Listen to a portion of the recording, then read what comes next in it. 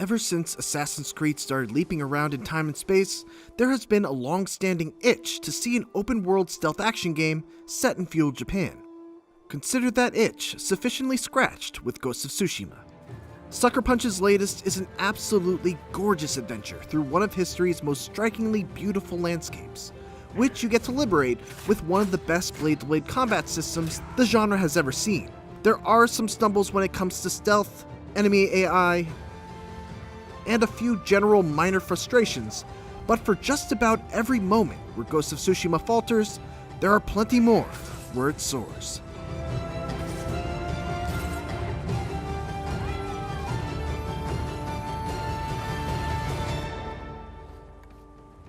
Ghost of Tsushima is a fictional tale told with fictional characters, but it's based on the very real invasion of Japan by the Mongol Empire in 1274 that began on the island of Tsushima. You take control of Jin Sakai, capably acted by the man in the high castle's Daisuke Tsuji. He starts off as a samurai before a disastrous defeat quickly teaches him that perhaps the honorable but restrictive ways of the samurai code might not be enough to deal with this new existential threat. Ghost of Tsushima revolves around this inner conflict as Jin's formative teachings push up against his need to save his homeland at any cost. I've never seen a samurai fight like that. It takes a little while to really get going, but it's a compelling struggle, even if Jin himself isn't the most charismatic of protagonists. The English voice cast is great all around, though it's a shame that the excellent Japanese audio track comes off as a comparatively cheap dub with wildly mismatched lip flaps. It's not a huge issue, as it's still well worth playing in Japanese, especially to check out the black and white Kurosawa mode in all of its film-grain glory. What isn't ever a bummer is the music, which seamlessly shifts from quiet and ambient shakuhachi flutes during stealth moments to thunderous taiko drums once blades start clashing. It always enhances whatever emotion a scene is trying to evoke.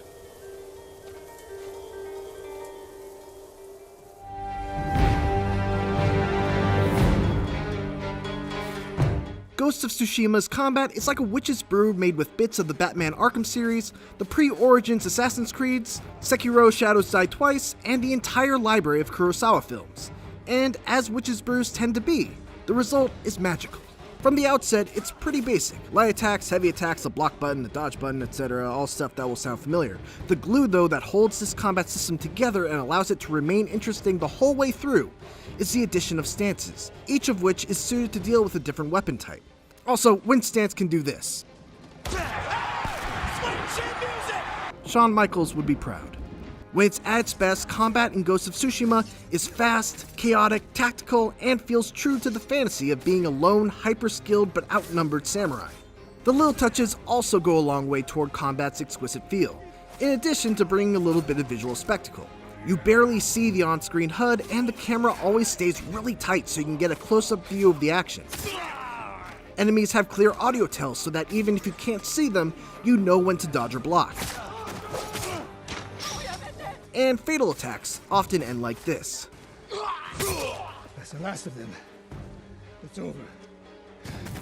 But the most rewarding part is that there's no traditional level-based stat progression, which is great, and here's why.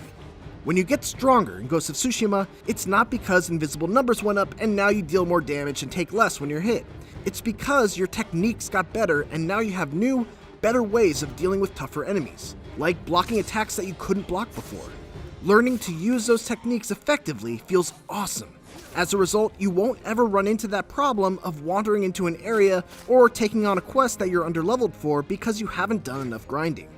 You'll never get one-shotted by an archer who's 5 levels higher than you, or have to spend 5 minutes chopping down a sword equivalent of a bullet sponge. This system really impressed me because Ghost of Tsushima's difficulty always managed to feel appropriate no matter what point of the campaign I was at. Enemies do get tougher, and you do need to improve your gear by upgrading your sword, armor, and charms to meet the difficulty curve.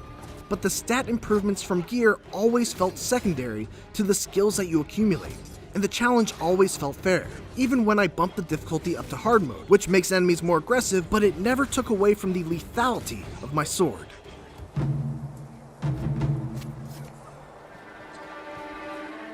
It's a good thing that the blade-to-blade combat in Ghost of Tsushima is so good because Jin's ninja-inspired stealth does not hold up its end of the bargain.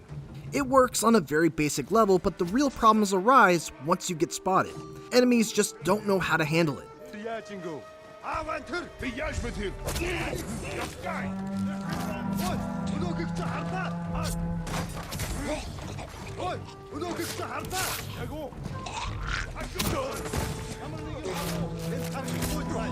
It's like if you do anything other than just fight once you break stealth, the AI just throws up its hands and shrugs. Jin's stealth tools are also very rudimentary and don't allow you any sort of creativity that might make stealth a little more exciting. None of the flexibility and versatility of the melee combat is found in the stealth gameplay.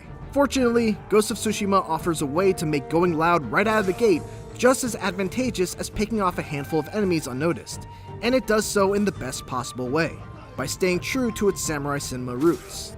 At the beginning of most combat encounters, you can trigger a standoff, which allows you to target one of your enemies in a classic showdown where you've got to wait for them to make a move to attack, and then strike with one of your own to take them down in one hit. You can even chain standoff streaks to take out more enemies. By the late game, I was taking 5 enemies out at the start of every fight. Of course, there is risk involved. If you lose, your health is drained to almost nothing, and you're surrounded by a bunch of angry men with sharp weapons. So it's an all-around fantastic mechanic that not only fits with the samurai theme, but also takes the fun but typically disastrous tactic of just waltzing in through the front gate of an enemy encampment and makes it potentially just as rewarding as stealthily clearing out a bunch of guards. Open-world games can often feature some of the most beautiful virtual landscapes there are, and Ghost of Tsushima is right up there with the best of them. It may not quite meet the promise of its 2018 gameplay reveal trailer, but this is still a stunningly gorgeous game with great open-world design. It takes care to not disturb the view with obstructive UI to point you towards locations of interest, and instead uses subtle cues to direct you. Side quests are more interesting than usual because there are actually several different types. The first and most common are your typical garden variety tasks called Tales of Tsushima. These are largely forgettable, but at the very least they don't feel like they're just being churned out and used as padding. More often than not, they're thoughtful enough to take unexpectedly dark turns and occasionally present interesting gameplay scenarios that you won't see anywhere else. One level above that are the multi-part character-specific side quests that basically span the entire campaign. These quests serve to give each major character their own story arc and let them reflect an aspect of Jin's own journey. It's very interesting to see both how they develop and the impact they have on his own development. Some of the later ones are especially touching and deal with some pretty heavy subject matter. One in particular makes exceptional use of Ghost of Tsushima's scouting mechanic in a very clever and emotional way. Tales of Tsushima typically reward you with charms that boost a certain aspect of your character, allowing you to spec into different builds, whether it be a stealth build, tanky build, or a build centered around terrifying your enemies. In the early going, these charms were a great incentive to complete side quests, but once I had pretty much all the charms that I needed later on, the Tales of Tsushima lost much of their appeal from a reward standpoint. Finally, there are the Mythic Tales. These are epic side quests that are obtained by listening to a musician tell their story via these awesome animated Sumie cutscenes. Their rewards are among the best you can get, but even without those incentives, these quests are still some of the best moments in all of Ghost of Tsushima. My favorite thing about exploration though, and something that I especially appreciate as someone who's not typically big on collectibles, is that every major collectible has both a worthwhile reward and a fun mini-challenge tied to it. Whether it's the button-pressing challenge of the bamboo strikes, or the signature Sucker Punch-esque platforming sections leading to shrines, I was always eager to seek them out. When I was done, I looked for a New Game Plus, but there is none. So post-game wise, there's not much to do outside of hunting collectibles and finishing up leftover side quests. Also, replaying from the start on either a harder difficulty or in Kurosawa mode is a little aggravating because you can't skip cutscenes. Finally, can we talk about photo mode for a second? I've been dying to talk about photo mode all review. Ghost of Tsushima's photo mode is one of the best I've ever seen, partially because the world is just so pretty, but also because of the unique touches that Sucker Punch added, like the ability to have animated background environments, or to add a large selection of particles like leaves, fireflies, or even songbirds. My one disappointment is Jin's emotions, which, well, lack emotion.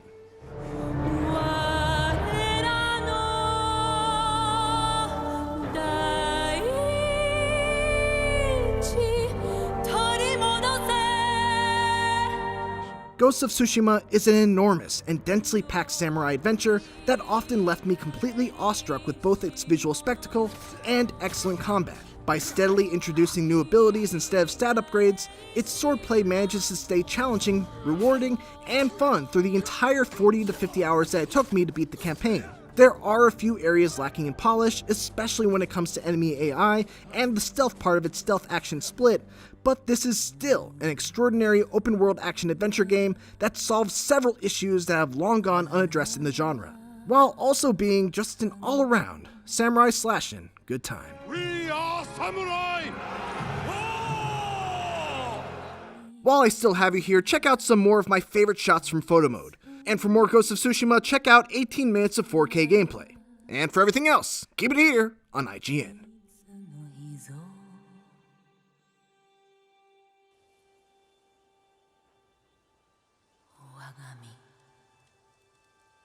真実となる